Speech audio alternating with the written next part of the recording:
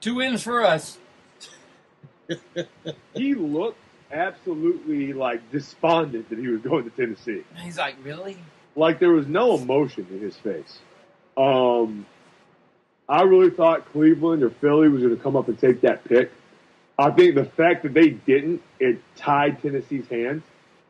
And the fact that, all these other GMs want this guy and you're not picking him. I think Tennessee's hands were tied and drafted him. Yeah. They both are going to have growing pains this year. Neither one of them is going to be an all-world quarterback. We're not drafting. Neither one of these guys is Andrew Luck. No. These guys are more on the lines, I'm saying, with Matt Stafford. It's going to take a couple painful years of growing pains to get what you get out of them. I can see that. I don't think either one of these guys is going to be Andrew Luck. You have like a potential of a Matt Stafford. Honestly, when I compare Mariota, he compares in body type and game to Sam Bradford. Yeah, a little bit. Yeah, as in coming out of college using almost the same type of offense. And yeah, that's his build. His build. His athleticism. He reminds me a lot of Sam Bradford. Mm-hmm. Jameis Winston reminds me a lot of Ben Roethlisberger, including the rape charges. I mean, Winston's biggest issue is going to be his maturity off the field. Even the crab legs tweet, which I thought was funny, was kind of ill-timed. Did y'all hear the story behind it? No, what was it? The story behind it is one of the captains from Deadliest Catch was in Tampa, and they were doing an auction. They did an auction of crab legs from this dude's boat, and he went and got Jameis Winston to help him auction them off. So, as reward for him, I'm not shitting you. I read this somewhere. But that comes behind the thanks for the crab legs captain. See, I thought the captain joke behind it was Tampa's mascot is called Captain Fear, the Buccaneer. Yeah, but that's what it came from. That's what it came from? I forgot which captain it was. I forgot which Deadliest Catch guy it was, but they gave, and as a reward for him helping them do all that, they gave him crab legs for his big night. See, but still, you dummy, don't do that. I have an issue with, I'm going to put some Tampa fans on the carpet. A lot of people are bitching they picked Jameis Winston. And I call it the Gator Nation side of Tampa. That's really what it is. I heard so much negativity on the message boards about, can we trade our coach? Let's trade Jameis now. Like, they're already, like, fans are turning on him. I've had longtime friends of mine say, they can't root for the Bucs. You know what? I'm going to say something about it. 1995, Tampa drafted another kid out of a Florida school that had a history and a bad reputation. And he ended up being one of our greatest defensive players of all time. That was Warren Sapp. Give the man a chance. Give him a chance. All these times we bitched, Tampa's not had a quarterback in their almost 40-year history to start over 80 games. Give the guy a chance. Exactly. Give him a shot. Don't just write the team off. You know what? Everybody who had their name called yesterday is a 50-50 chance of making it. If they're wrong, they're wrong. But don't start turning on them. And what scares me to death is if he goes out and struggles against Tennessee and Mariota has a good game, which I don't see it happening, I think Tampa's defense is going to answer the bell. You're going to hear about it. They put a lot of pressure, the NFL's put a lot of pressure on both these kids coming in when week one they're against their counterparts. Yeah. Now I'm with that as well. Listen, I know the whole state rivalries or the college rivalries come into the whole play. And listen, the guy is playing for your NFL professional team. You have to get over college stuff as soon as the guy comes in there. Exactly. Because your team just got a Florida State guy, right? It don't matter. One of our best players on defense is a Florida State guy. I don't care as long as he tackles people. I guarantee you, if the Detroit Lions drafted Braxton Miller and he took him to a Super Bowl, nobody give a rat's ass that he played for Ohio State. Dude, exactly. Dude, we got it down here. As soon as we picked Dante. All the FSU people the other people. Why are we picking another Gator player? Well, why don't you shut up and wait? Yep. That draft party. Shut up about it. Well, see, I called y'all into question on that because Leonard Williams is just Like the Washington Redskins, how do you let him slip through your hands? The thing with us is we gave Aldrich how much money to play the same position that Leonard Williams is going to be playing? You got a kid. Like the Jets picked him, and I applaud the Jets, and they've got 2 all-pro defensive tackles. But like the Washington Redskins, how do you let that guy slip through your fingers? That's why I thought for sure Williams was going to you guys. Once he fell from number 2, I thought for sure y'all were going to get Leonard Williams. That's why I got to call in the question. I'm more than happy. That's why I got to call in the question. The Redskins. How the hell are you letting him pass you when your defense made James Harden look like Ben Wallace? I mean, how you gave up 30 points to Tampa? You have no pass rush. How are you letting him go by you? Like, it blew my mind. They got to protect knees. Let's have a moment of silence for the career of Amari Cooper going to the Oakland Raiders. You see his mugshot? Oh my gosh, his mugshot. He was. Did you hear the story? He was like, they went to commercial when the Jaguars were picking, and my phone rang. He goes, I thought it was Jacksonville calling, but then I looked down and I saw it was a California number. So he was like, "Oh, Jacksonville's oh, damn, this is not Jacksonville." Not me. Please not me. Please not me.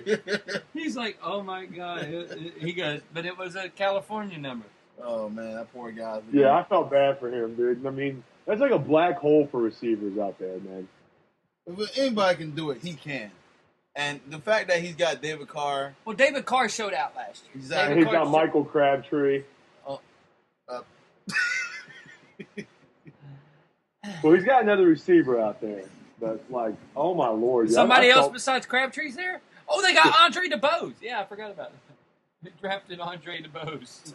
My heart goes out to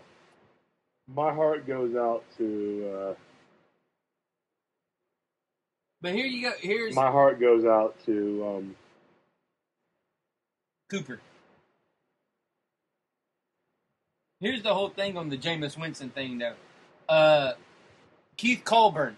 I don't know if you watch Deadliest Catch, but he's the little chubby fat white guy that sits in the captain's chair. Okay. He came down to the Mike Allstott charity auction. They were auctioning off a king crab, like one of the king crabs. They were auctioning it off, and he sitting at the table, and he asked Jameis Winston to come help him auction off the crab. So Jameis goes up and helps him auction off a crab, so he sends him 25 pounds of crab legs for his party on Thursday. Was the captain trolling? Nah, he was just... or was he just trying to have a little fun with Jameis? I think he was having a little fun. Like I said, I don't blame Jameis for that. It kind of made me chuckle a little bit. It made me chuckle, too. When I heard about it, I was like, what? I was like, you're kidding. Okay. I was like, that sounds pretty funny. All right. Let's set Mr. Carter take the floor and talk about the Dante Flower pick. I want to talk about the whole damn draft. I do too, man. That was by far one of the best drafts I ever seen for the Jaguars. Being able to pick up who they picked up and where they picked them up was just crazy. Me and John kept tweeting. John was like, "You just got him?" And I'm like, "Yeah, we got Michael Bennett in the 6th round alone made the draft. Michael Bennett and Rashard Green, 5th and 6th round picks in the SI thing of overall people. They were in the 30 to 40 range. My only question guys that should have been drafted.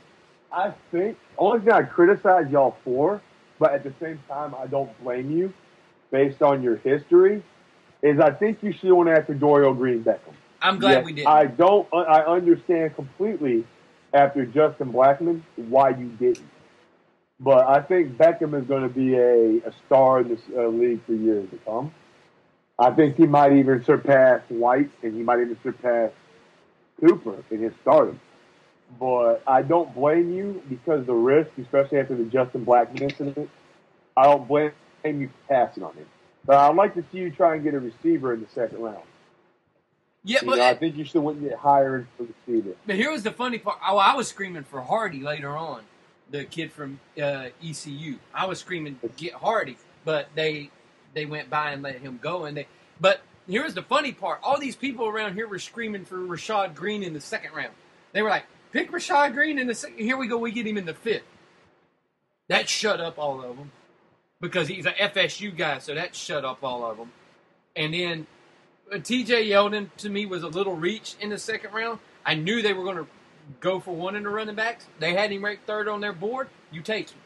It don't matter. Why didn't you? My question was Amir Abdullah was still there. Yeah, he was still there, but I think they wanted T.J. Yeldon because they think with Amir Abdullah they would have used him more as a as kind of a scat back type, and they already have Denard Robinson, who I think is going to fill that role as the guy that's going to be able to do a little bit of this, a little bit of that, be able to come in.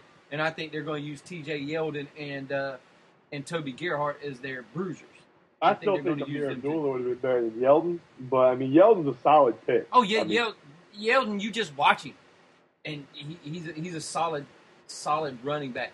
The big one was getting A.J. Kane from South Carolina, big road grating guard from South Carolina. He's going to fit in perfectly, give us that little bit of and get some competition in what was last year was a weak whole position for us in offensive line has now become a really, really good position for us with all the depth and everything that we've got now. So by far, this was one of the best drafts that I've seen them do. You had actually all three Florida teams had very strong drafts. Oh, yeah. Miami had a strong draft. Yep. I have a friend of mine who's a friend of the show. I text him. I'm like, don't you wish Miami would have put this much effort into putting offensive weapons around Dan Marino that they're doing with Ryan Tannehill? Yeah. They're giving the boy weapons, mm-hmm. and all three Florida teams had strong drafts. There's only a few drafts, like team drafts, I question. The Redskins, I question the Rams, and I question the Indianapolis Colts picking Philip Dorsey. Yeah, the Colts were. A clone of T.Y. Hilton in the first round. The same reason I question the Packers from picking another safety when they desperately need inside linebackers to move Clay Matthews back out to the outside. Yeah. They picked another safety in the first round. But teams like Indianapolis and Green Bay have been such long-term successes. I always give their management the benefit of the doubt that they know what they're doing. Exactly, yep. But New England had a great first round Rams pick, picking Todd Gurley over Melvin Gordon left me scratching my head. Oh, that picking a running back when you have Zach Stacy and Trey Mason there already. And Zach Stacy was traded. Yeah, he asked to be traded. Yeah, he was like, "Wow, I'm going." He's like, "Can I get traded?" It left me scratching my head for a 7th round pick and a linebacker. Wow. It left me scratching my head there. But as for the first round, there was no big surprises. Actually, there was. The Eagles didn't do anything. Yeah. And somebody put the Seattle Seahawks had a bad draft because they didn't have a first round pick. Their first round pick was Jimmy Graham. Yeah. They didn't have a bad draft. They got Jimmy Graham. But I will tell you, the Saints picking Andres Pete was kind of left me scratching my head a little bit too. Yeah. And Washington going with an offensive lineman. Dude, that one. Yeah, that made me hit it a little bit. How do you pass up Leonard Williams? Yeah. Or Brandon Scherf? Someone who they don't know is going to play left tackle, right tackle, or guard. Yeah, they don't even know. Why do you pass up Leonard Williams? He has small arms. He's like a raptor. For offensive, I mean, it just. And again, the Redskins didn't even attempt to draft a quarterback anywhere in the draft. No. They really believe in RG3, I guess. I don't think the Browns drafted a quarterback either, did they? The Browns, hold on, let's see. Because Hundley went to the Packers, Teddy went to the Jets, Grayson went to the Saints. I think the Browns picked. No, they didn't. The Browns, Cleveland came into the draft saying they needed a quarterback and left the draft without a quarterback. Yeah, and didn't even take one. Boy, they had a lot of picks, though. Yeah, they had a ton of picks, which you think they would have moved into a quarterback range with. They might have stole somebody, though, in the 7th round. They would have gotten a quarterback. I mean, I don't get it. Oh, yeah. Yeah, that 7th round pick, though, may be a steal if he comes back healthy. No.